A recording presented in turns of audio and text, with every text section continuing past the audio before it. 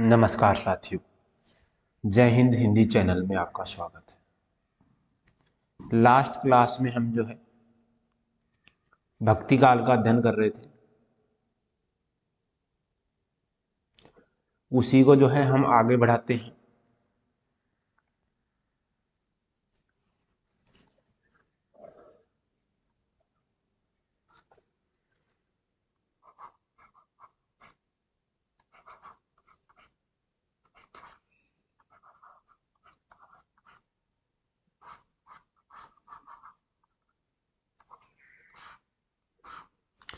तो हम जो है लास्ट क्लास में भक्ति काल के बारे में अध्ययन किया था। तो हमने जो है भक्ति काल से संबंधित जो है भक्ति जो शब्द है उस पर बात की थी। फिर किस प्रकार से जो दक्षिण से जो आलवारों की जो भक्ति परंपरा है वो उत्तर भारत की तरफ फैल रही है। इसमें हमने जो है हजारी प्रसाद द्विवेदी का मत, ठीक है, बाकी कौन जो है ईसाइयत से जो है भक्ति की जो है यहाँ पर जो उत्पत्ति मान रहे हैं, कौन जो है इस्लामी आक्रमण यानी कि राजनीतिक पराजय से जोड़ करके देख रहा है। फिर से एक बार रिपीट कर दे रहा हूँ, राजनीतिक पराजय, ये दो मत सबसे ज्यादा महत्वपूर्ण है। इसमें राजनीतिक पराजय से शुक्ल जी जोड़ करके देखते हैं और आलवारों की सांस्कृतिक परंपरा का जो दक्षिण के आलवार हुए हैं, आलवारों की सांस्कृतिक परंपरा का सहज प्रतिफलन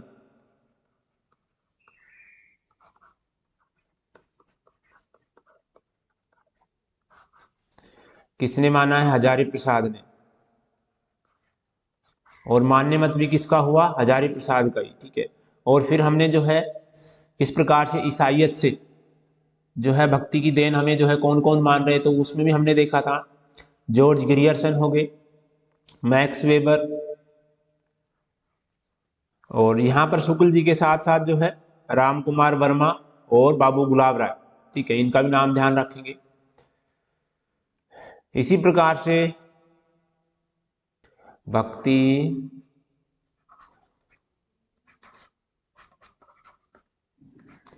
द्राविड़ उपजी लाए रामानंद। कुछ इस कथन को जो है कबीर के साथ जोड़ते हैं, लेकिन ये जो कथन जो है डॉक्टर सत्येंद्र का जो है माना जाता है। तो भक्ति द्राविड़, द्राविड़ यानी कि दक्षिण में उपजी है, और जो है इसको उत्तर भारत की तरफ कौन लेकर के हैं? रामानंद। प्रसिद्ध वक्तव्य है। इसके साथ ही हम जो है अब भक्ति काल की विशेषताएं देखते हैं। यहीं से शुरू करते हैं भक्ति काल की विशेषताएं।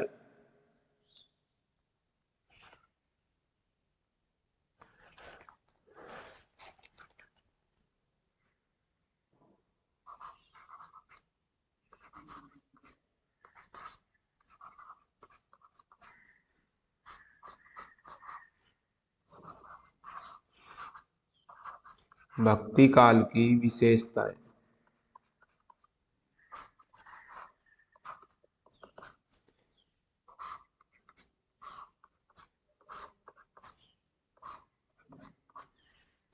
भक्ति काल की विशेषताओं में देखते हैं, सबसे पहले हम भक्ति काल की जो है सामान्य विशेषताएं देखेंगे। फिर उसके बाद में हम संत सूफी ऐसे जब जब जो है संत पढ़ेंगे तो जो है संत काव्य की जो विशेषताएं वो अलग से हम देखने वाले हैं। तो जो भक्ति काल की जो विशेषताएं देखते हैं तो सामान्यतः जो है सर्वजन हिताय,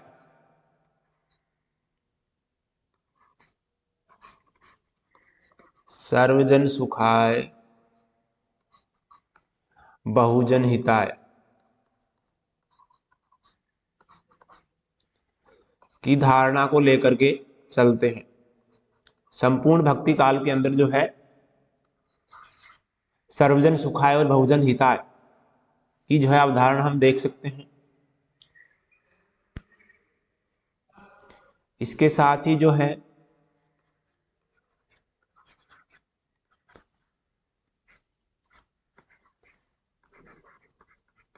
समन्वयात्मकता देखने को मिलती है। यहां पर जो है निर्गुण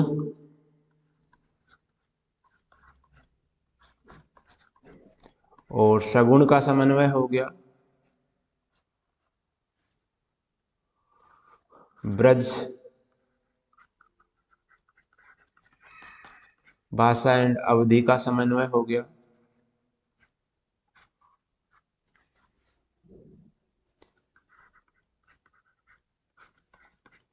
प्रेम और ज्ञान का समन्वय देख सकते हैं।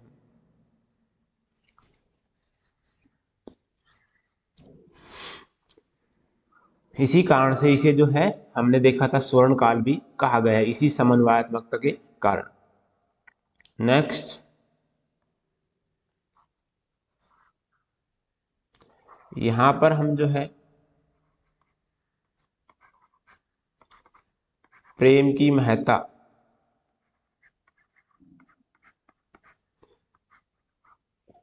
को देख सकते हैं। कबीरदास ने कहा भी है कि ढाई आखर प्रेम का पढ़े सो पंडित होए। ठीक है, इसी प्रकार से जो है तुलसीदास भी जो है और सूरदास के और जायसी के काव्य में हम देख ही सकते हैं प्रेम की महत्ता।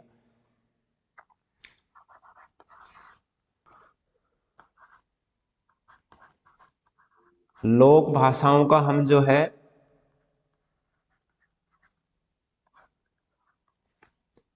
प्रचार प्रसार देख सकते हैं। यहाँ पर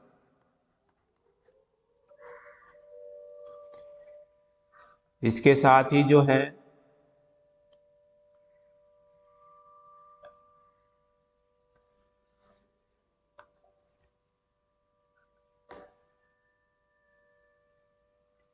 गुरु की महत्ता,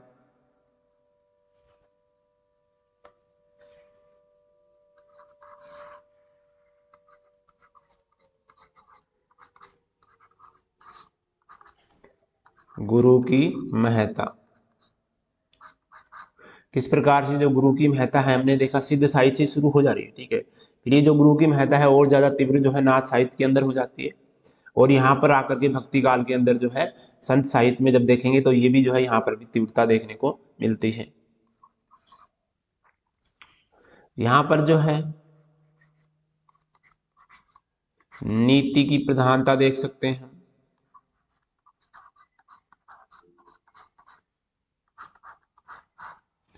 और नीति की प्रधानता के साथ ही जो है हम यहाँ पर जो है भक्ति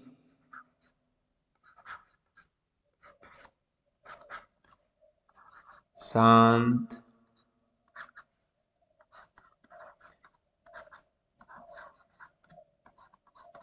एवं श्रृंगार रस का जो है चित्रण देख सकते हैं।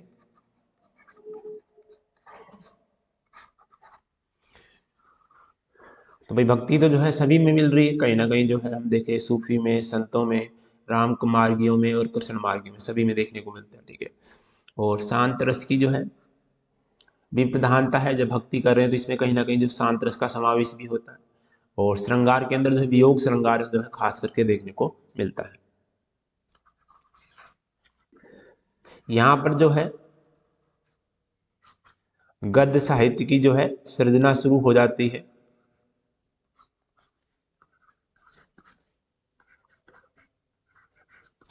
अकबर के समकालीन जो गंग कवि है, तो यहाँ से हम देख सकते हैं कि कहीं ना कहीं जो गद्य साहित्य की जो है रूपरेखा तैयार हो रही है, और रीति ग्रंथों का प्रणयन भी प्रारंभ हो जाता है।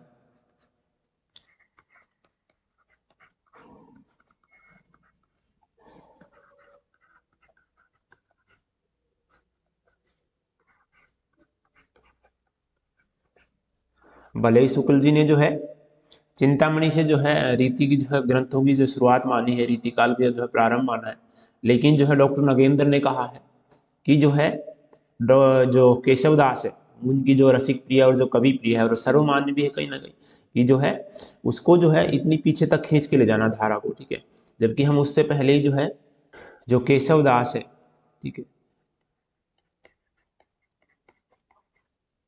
उनकी जो रसिक प्रिया है और जो कवि प्रिय है, अलंकार ग्रंथ है, रसिक प्रिया रस संबंधी जो ग्रंथ है, ठीक है, इसके अंदर ही जो है कहीं ना कहीं जो है रीति तत्वों का समावेश देख सकते हैं। तो केशव दास से ही जो ये प्रारंभ हो जाती है। तो जो केशव दास है वही कहीं ना कहीं जो है भक्ति काल की जो वेगवती धारा को जो है रीति काल की ओर जो है मोड़ने का, यानी कि रीति ग्रंथों को जो प्रणयन प्रारंभ कर देता है, और भक्ति काल की जो वेगवती धारा है उसको जो है रीति काल की ओर जो है मोड़ने की जो है शुरुआत करते हैं।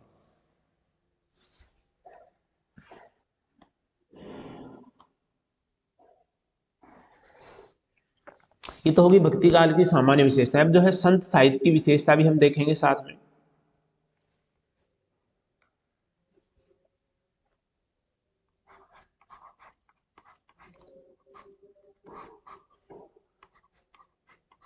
संत साहित्य से हमें जो है क्या मिलता है, देखते हैं संत साहित्य की विशेषता।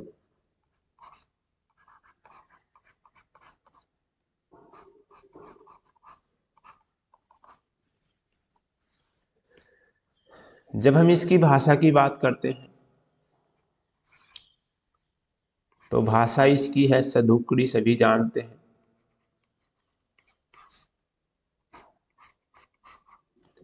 ठीक है, और सदुकड़ी का मतलब हो गया मिला जुला रूप।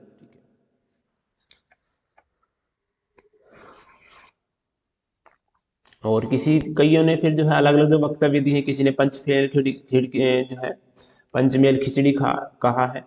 तो फिर जो है किसी ने वाणी का डिक्टेटर, यानी कि हजारी प्रसाद ने जो है कबीर को जो है वाणी का डिक्टेटर, कहीं ना कहीं जो उसके उद्धारक जो आलोचक माने जाते हैं कौन, कबीरदास के कौन माने जाते हैं, हजारी प्रसाद द्विवेदी।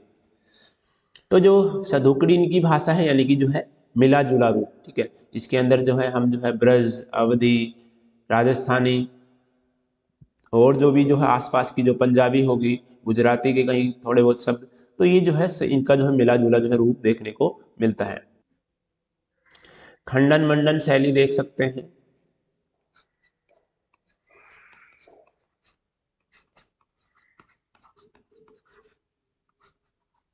खास करके इनके जो दोहे हैं, ठीक है, जो साखियां हैं उसके अंदर जो है खंडन शैली देखने को मिलती है।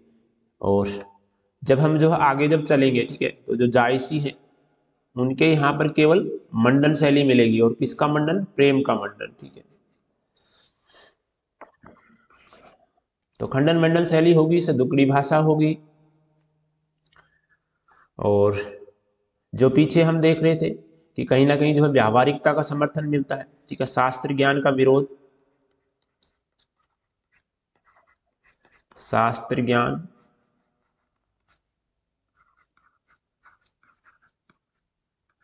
ओब्लिक सैद्धांतिकता का हम जो है यहाँ पर विरोध देख सकते हैं।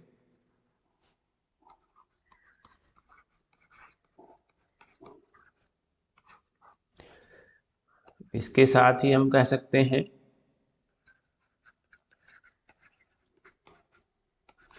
व्यावहारिक ज्ञान एवं अनुभव जनित ज्ञान पर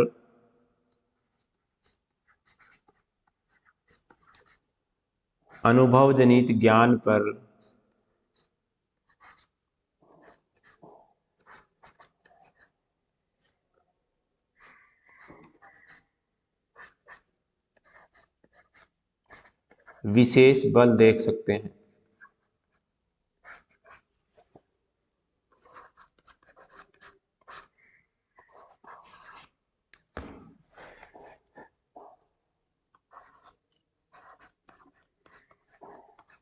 उपदेशात्मकता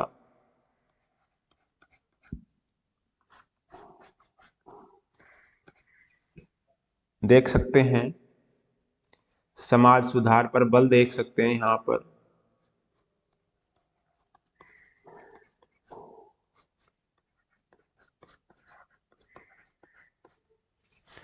और इसी को कह सकते हैं हम प्रगतिशील मूल्यों का समर्थन।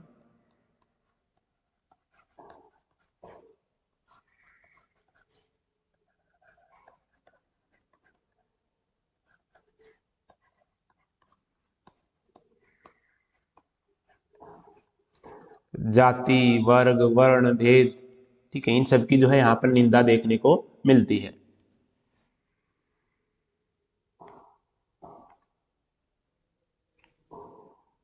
तो सभी ने देख लिया होगा कि यहाँ पर जो है सदुक्री जो भाषा है,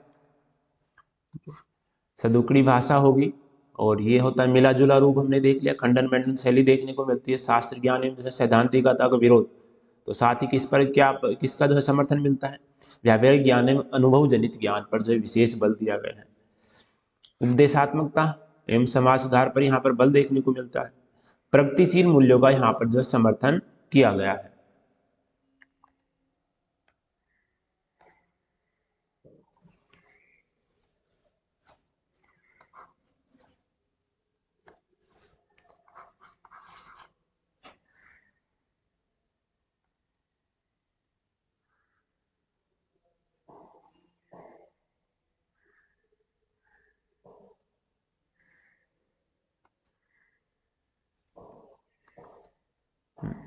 गुरु की महत्ता वही देख सकते हैं हम यहाँ पर।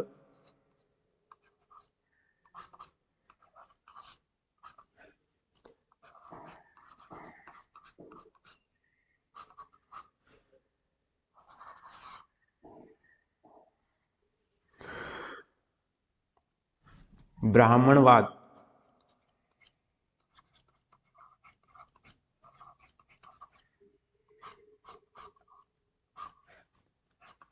एवं पुरोहितवाद का समर्थन देख सकते हैं।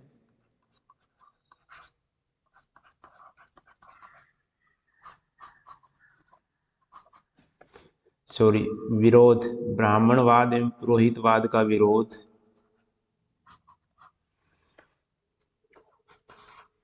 कर्म कांडों का भी विरोध देख सकते हैं यहाँ पर हम।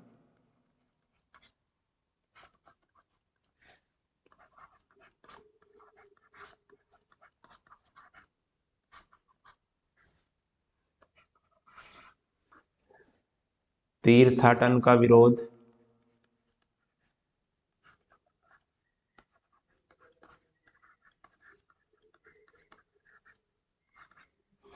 कर्मकांड का विरोध, और ज्ञान कांड का समर्थन देखेंगे हम।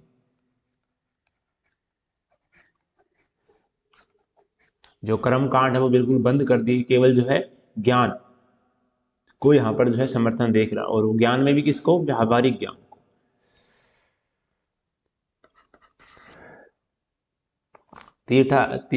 तीर्थाटन हो गया, ठीक है, ये यहाँ पर विरोध मिलता है, लेकिन कहाँ पर, यानी कि जो सूफी जो साहित्य है इसमें इसका जो है समर्थन मिलता है, ठीक है। मजार पूजन हो गया, तीर्थाटन हो गया, ठीक है, इनका सूफी साहित्य में जो है समर्थन देखने को मिलता है।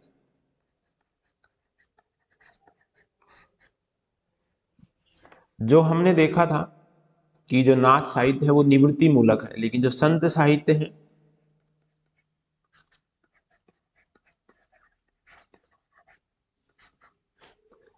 प्रवृत्ति मूलक है।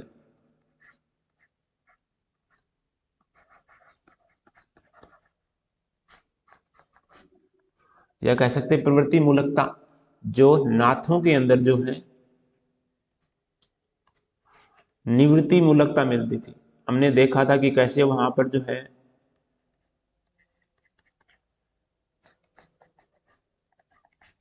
ये जो निवृत्ति मूलकता है, हमने वहां पर देखा था विस्तार से कैसे निवृत्ति मूलकता है। न तो जो है स्त्री को अपनी साधना पत्ति में स्थान दिया है, तो स्त्री का विरोध देखने को मिलता है। साथ में जो है गृहस्थों का भी अनादर मिलता है, गृहस्थों का भी अनादर मिलता है। लेकिन जो संत साहित्य है ना, इसमें तो सभी जो संत हैं लगभग जो है गृहस्थ है, ठीक है। कबीर को ही ले लेते हैं, ठीक है। कबीर के जो पुत्र हैं कमाल और कमाली, पत्नी लोई, हम जो है खूब जो है उसका अध्ययन करते हैं, पढ़ते हैं नाम, ठीक है। ऐसे ही जो सभी संत हैं कहीं ना कहीं जो है घर गृहस्थी से जुड़े हुए।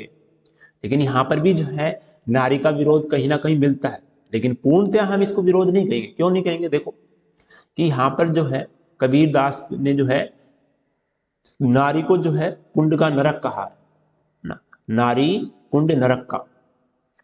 लेकिन वो कैसे, जब उन पर जो है उनके जो संस्कार, इसके संस्कार नाच संस्कार हावी होते हैं,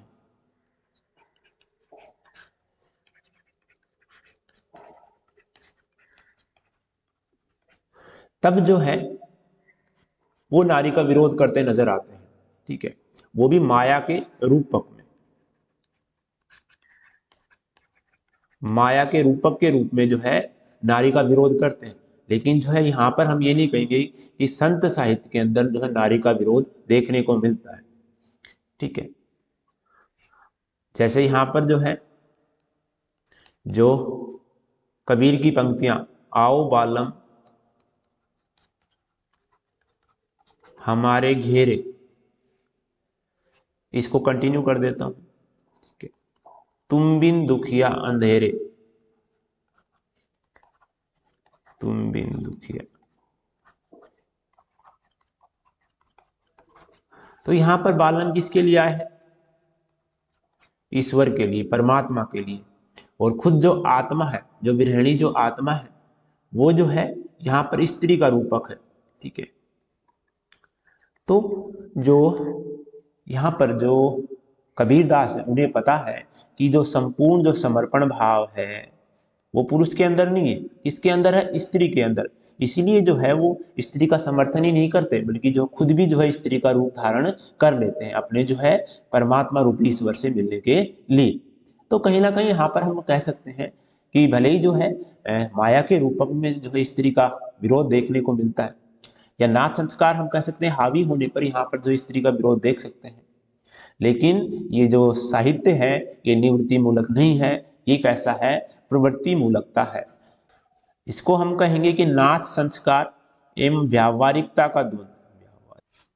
और इस व्यावहारिकता में इन्हें पता है कि जो स्त्री ही जो है समर्पण का जो है भाव दे सकती है, पुरुष नहीं। इसीलिए जो है स्त्री का जो है रूप धारण करते हुए कह रहे कि आओ बालम, यानी कि जो है ईश्वर हमारे घेरे, तुम बिन दुखिया अंधेरे, मेरी जो आत्मा है ये अंधेरे में है।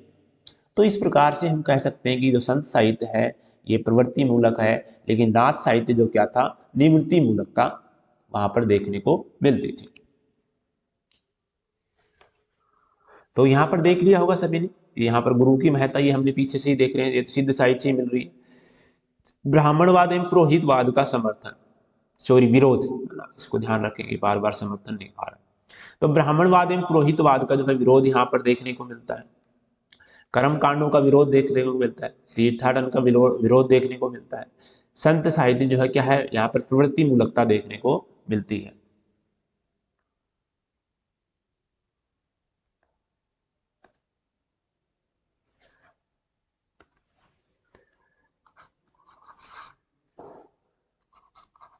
यहाँ पर जो है साधनात्मक रहस्यवाद की अभिव्यक्ति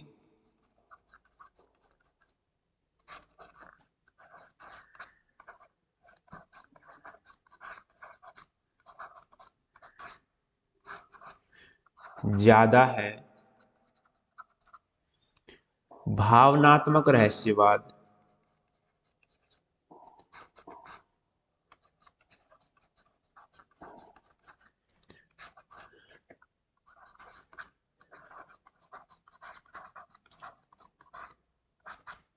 कम है, या हम कह सकते हैं कि गौण है, लेकिन है जरूर। ठीक है, जब वियोग श्रृंगार की जब अभिव्यक्ति देखते हैं तो वहां पर कहीं ना कहीं जो है भावनात्मक रहस्यवाद देखने को मिलता है।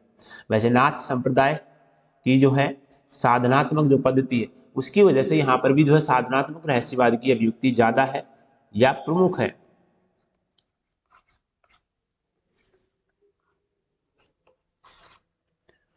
लेकिन इससे जो है सूफी साहित्य के अंदर उल्टा मिलता है, वहां पर क्या है? भावनात्मक रहस्यवाद ज्यादा है और साधनात्मक रहस्यवाद कम है। भावनात्मक रहस्यवाद के अंदर क्या मिलता है? वियोग, प्रेम और फिर मिलन।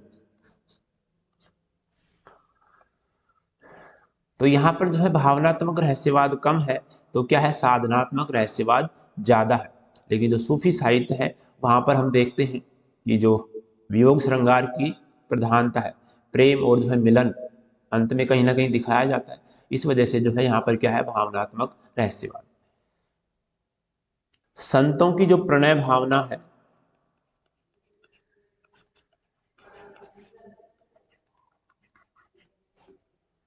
संतों की प्रणय भावना भारतीय है। प्रणय यानी कि प्रेम भावना भारतीय, लेकिन जो सूफियों की जो प्रणय भावना है, यहां पर अंतर समझेंगे इसमें। सूफियों की जो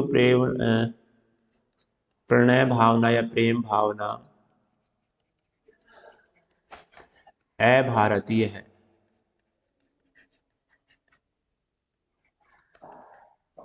कैसे? कि जो सूफियों की जो प्रणय भावना है, ठीक है, इसके अंदर क्या होता है कि जी वियोग श्रृंगार है।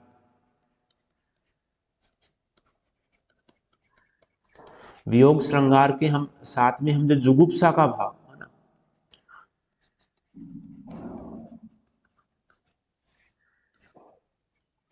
यानी कि ये जो इस प्रकार से वर्णन करेंगे, जैसे जो है वियोगी जो स्त्री है ना, उसके जो है हाड़ मांस जो है गल गए हैं, और जो है जो उसकी हड्डियां हैं वो शंख बन गए हैं, उसका जो मांस है वो गल गया है। तो इस प्रकार से जुगुप्सा का जो भाव होता है, ये कहाँ पर देखने को मिलता है? सूफियों की प्रणय भावना के अंदर। इसलिए जो है इसको कहा गया कि जो सूफियों की जो प्रणय भावना है वो अभारतीय है, ठीक है। लेकिन ऐसा जो है संतों में जो है देखने को नहीं मिलता है।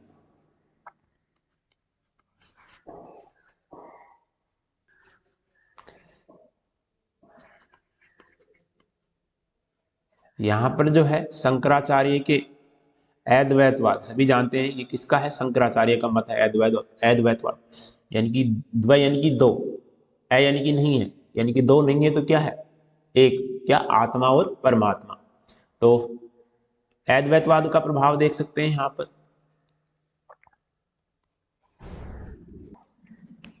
इनकी जो विरह वेदना है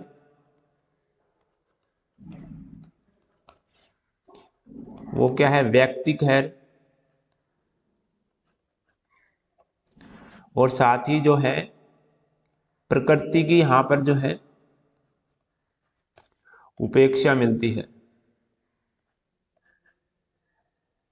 तो कहीं ना कहीं जो नाथों की वजह से भी जो है कह सकते हैं, नाथों में भी जो है प्रकृति के बिल्कुल उपेक्षा मिलती है, लेकिन यहाँ पर भी जो है उपेक्षा देखने को मिलती है। लेकिन जो सूफी साहित्य है उसके अंदर जो है प्रकृति का जो है विस्तृत उल्लेख मिलता है, लेकिन ये मिलता क्या है? उद्दीपनकारी चित्रण। आलंबनकारी चित्रण तो हमने जो पीछे देखा था कि आधुनिक काल के अंदर आ रहा है, ठीक है। उससे पहले सभी जगह जो है क्या है? उद्दीपनकारी चित्रण, ठीक है। तो हमने देख लिया कि साधनात्मक रहस्यवाद की यहाँ पर अभिव्यक्ति ज्यादा है, भावनात्मक रहस्यवाद की अभिव्यक्ति कम या गौण है। संतों की प्रणय भावना जो है भारतीय है, जबकि सूफियों की अभारतीय। अभारतीय कैसे? यानी कि वियोग श्रृंगार के साथ जो है जुगुप्सा का समावेश है ना। और अद्वैतवाद का यहाँ पर जो प्रभाव देख सकते हैं शंकराचार्य के अद्वैतवाद का। और भी है यहाँ पर जो है विशिष्टाद्वैतवाद आपको देखने को मिलेगा। सूफी साहित्य के अंदर क्या मिलेगा? विशिष्टाद्वैतवाद। इनके बारे में विस्तार से आगे अध्ययन करेंगे। विरह वेदना इनकी व्यक्तिक है, और प्रकृति की यहाँ पर उपेक्षा मिलती है, लेकिन सूफी साहित्य में जो है प्रकृति की उपेक्षा नहीं, उसका जो है विशद और व्यापक चित्रण देखने को मिलता है वियोग श्रृंगार के अंदर। लोक संशक्ति का अदा करेंगे।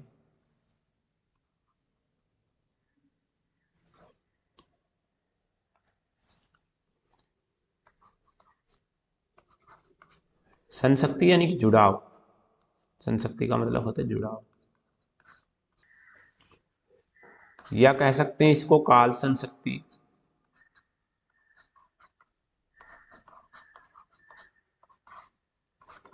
या इसी को कह सकते हैं लोकोन्मुखता।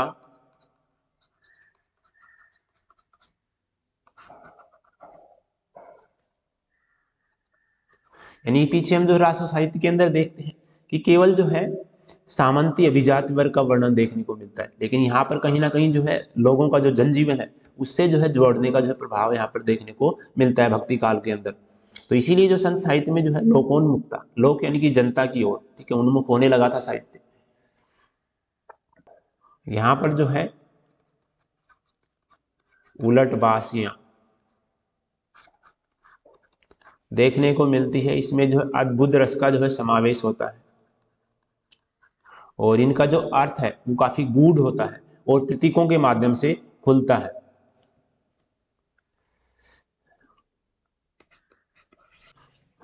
यहां पर हम जो है नवधा भक्ति देख सकते हैं।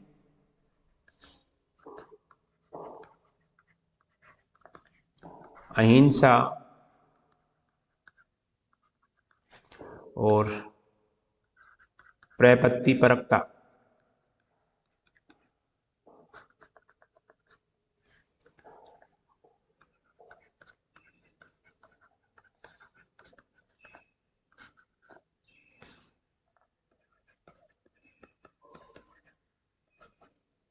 तो यहाँ पर हम देख सकते हैं नवदा भक्ति, अहिंसा और प्रपत्ति परकता का जो समावेश है वो वैष्णवों की जो है देन है।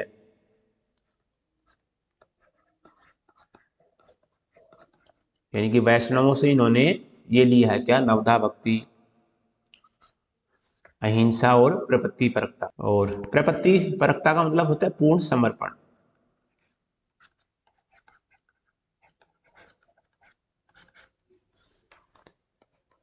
सभी जानते हैं संत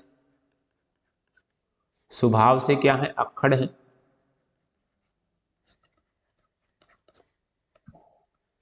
यानी कि कहीं भी जो है खंडन मंडन शैली, स्वभाव से क्या है, अक्खड़ है। लेकिन जो सूफी है वो क्या है, विनम्र है। धार्मिक एकता पर बल मिलता है कहीं ना कहीं, धार्मिक एकता पर बल देख सकते हैं हम यहाँ पर। ये जो है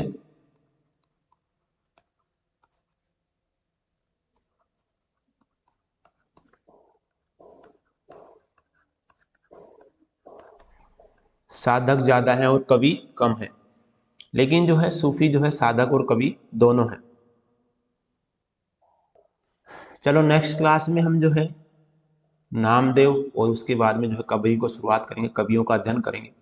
तो यहाँ पर जो हम देख सकते हैं लोक संशक्ति है, उलटवासियों में जो अद्भुत रस, और इनका जो अर्थ है प्रतीकों में खुलता है, गूढ़ रहस्य निकलते हैं, गूढ़ अर्थ निकलते हैं। नवदा भक्ति, अहिंसा और प्रपत्ति परकता का समावेश वैष्णव की देनी है, तो काफी बार पूछा गया है। संत स्वभाव से क्या होते हैं, अक्खड़ होते हैं। धार्मिक एकता पर इनका बल रहता है। ये साधक ज्यादा है और कवि कम है। लेकिन जो सूफी है वो साधक एवं कवि दोनों है।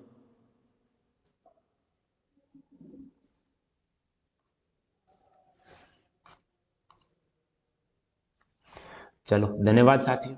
अगर वीडियो पसंद आती है तो लाइक करें और चैनल को सब्सक्राइब करें, अपने दोस्तों के साथ शेयर करें। धन्यवाद।